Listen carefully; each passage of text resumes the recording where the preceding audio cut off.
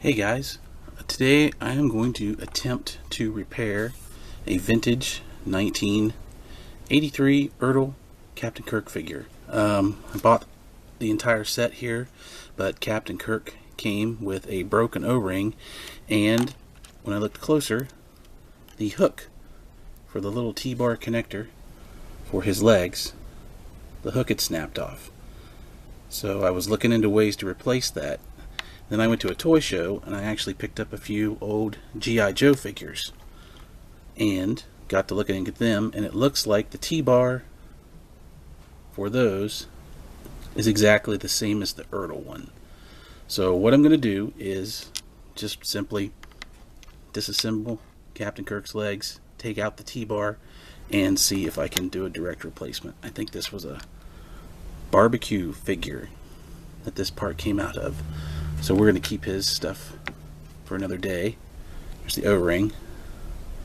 Of course, it's fried.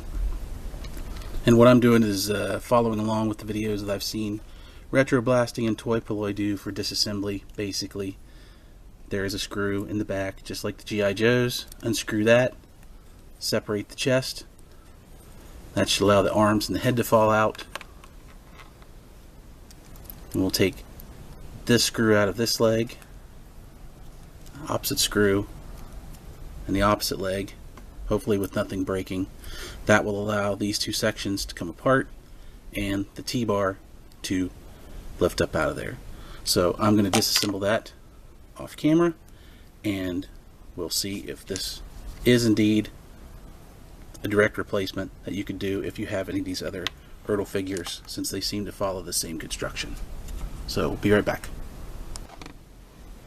Okay guys, so what I've done is I've switched out the bars, and what I've found is that the T-bar for the Ertl figure is just slightly less thick across here than the G.I. Joe one that I took out of the barbecue figure.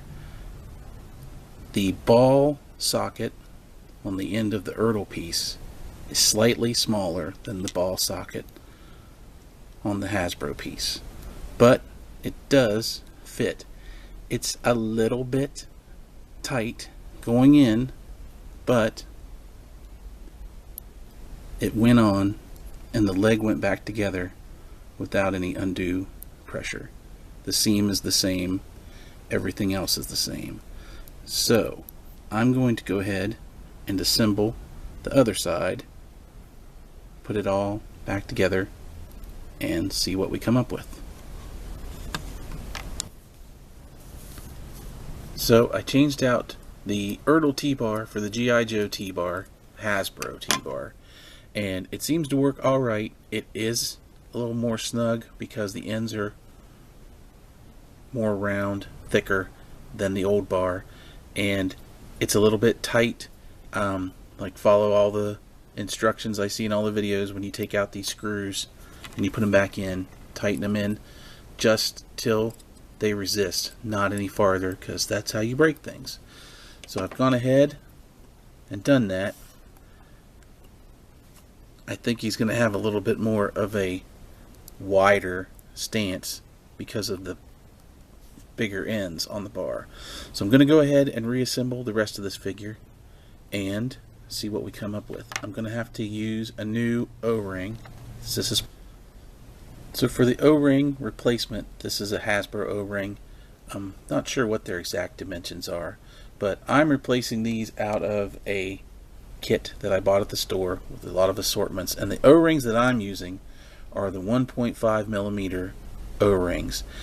I think the optimum one to use is a 2 millimeter O-ring, but these are the ones in the kit that I have. They're not as thick as the old O-rings, and I found on previous figures that if you have to err on the side of caution, use the thinner O-ring if you're using the kits, because the thicker ones will bunch up against the ends inside the figure, like the arms where they connect the ball sockets, and if they reach resistance on these rings, they can snap off, which I had happen to a Mego Buck Rogers figure the other day that I bought. The O-ring had been replaced by somebody. It was too thick. the arms were real stiff, and when I went to move one the first time, it snapped it clean off. So I will be using this O-ring to replace these thicker ones, and it should work just fine. So be right back with that. And here's what we wound up with, folks. We have got Captain Kirk back on his feet.